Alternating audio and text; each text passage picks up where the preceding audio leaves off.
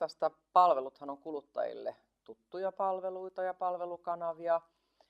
Ja meidän palveluita käytetään paljon, miljoonia kertoja vuodessa. Ja meistä oli tosi luontevaa tarjota sitten tämmöinen kanava, josta kuluttaja saa myös niitä tietoja, joita Tsekit pystyy tarjoamaan.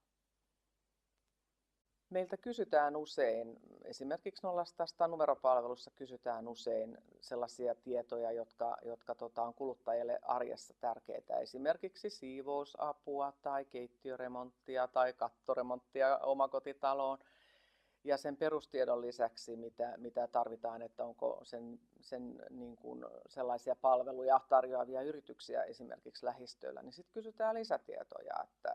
Ja se kotitalousvähennyshän on tuttu kaikille ja tärkeä, että saanko minä siitä kotitalousvähennyksen, jos tilaan tältä yritykseltä. Ja Tsekitin avulla pystytään sitten tarjoamaan tämä lisätieto asiakkaille ja paljon saadaan siitä kiitosta, että voi kun kiva, että tämäkin asia ratkesi jo tässä vaiheessa.